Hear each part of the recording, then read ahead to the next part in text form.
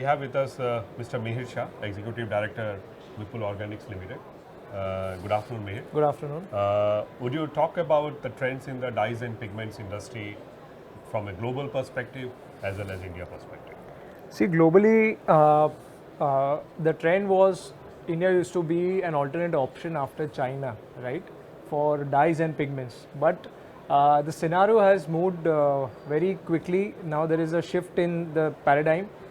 People are preferring India as a first option for all the requirements for colors. This is because of the consistency in the supplies, the more stability in the price, and utmost the quality. So most of the multinationals that you talk about are preferring India over China now. So I think it's the great time for India. The raw material availability as well as the sustainability which is there in India currently has taken India far ahead than China at the moment. So I think it's the best time for the specialty chemical companies in India.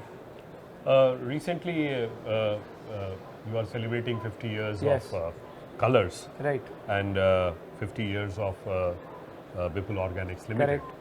So what is it that you are planning, sir? So see, my grandfather started the company. I'm the third generation in the business. We started by manufacturing pigment intermediates, from which we are producing pigment powder, from which we are producing pigment dispersions. So we are backward and forward integrated. On the occasion of 50 years, what we have, we have taken some initiatives to go further backward integration and expand our pigment capacities. The idea is to be much more self-reliant and to not have dependency on outside country or any other party, because this industry is becoming cost competitive. And also there is always a risk of raw material supplies. So to break that barrier, we are going backward integration further. So that's the initiative that we have taken on the occasion of the 50th anniversary. Would you talk about your company and your achievements till date? So basically, Vipul Organics Limited was started in 1972. This year we are celebrating 50 years. Predominantly, we are into the export market. We are exporting to over 45 countries. Our head office is in Mumbai. We have branch office in Mexico, Egypt, and Ahmedabad also. Since we were into exports, now since last 6 years, we are growing our footprints within India.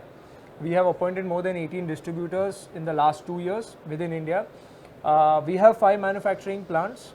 The one thing I'm very proud of from the chemical industry is that 80% of our production is completely zero liquid discharge. So out of the 5 plants, 4 plants are completely zero liquid discharge. We recycle and reuse 98% of water. This is very rare in the pigment industry.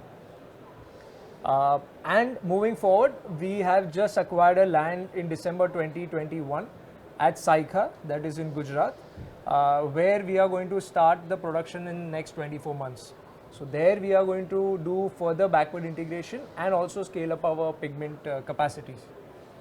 You were also talking about 80% being backward integrated in the new facility. Correct.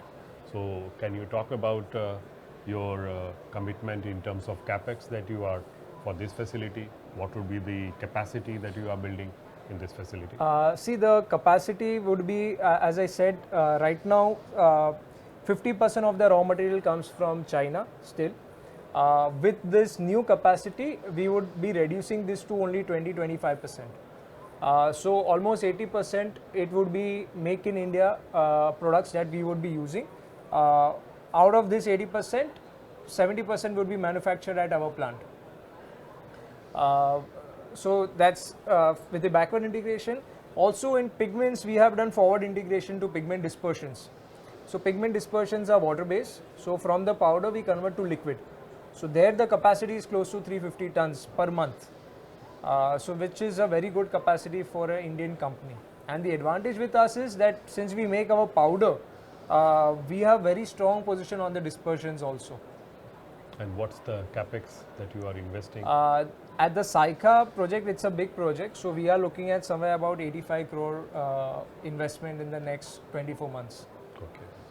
And with respect to the export, you are already exporting so many countries. Right. Any plans of further increasing your geography reach in 2022? So we were there at the American Coating Show 1.5 months back. The idea is to have a stronger presence in US. They are the largest consumers in the world. So US market is something that we are aggressively focusing upon. Very niche applications such as paper, cosmetics, where pigment industry is not very focused, is our focus for the next 2 years. We are also having major R&D projects going on for developing high performance pigments for the automobile industry, seed coloring. So new applications rather than the traditional coating, master batch and ink is Vipul Organics focus for this year. And in terms of R&D, any new products that you are coming up with? Yeah, so last year we actually launched more than 20 new products. This year we are on the verge of finishing the production trials for another 15 products which are in the pipeline. As I said, in new applications like paper, VOL was not present. Now paper industry, we are having a reasonably good market share. We are replacing a lot of multinational companies by offering the right product at a much aggressive pricing. Cosmetics, pigment industry was not focused on the cosmetics. We have several products that we are now giving for cosmetics industry. The hygiene, personal hygiene industry is also our focus area. So the new R&D products that we are developing are for these applications. And what's the present turnover and what's the future turnover that you are So expecting? currently we are at around 170 crores as Vipul Organics. And next year, I mean, we are targeting to grow at CAGR of 25 to 30%.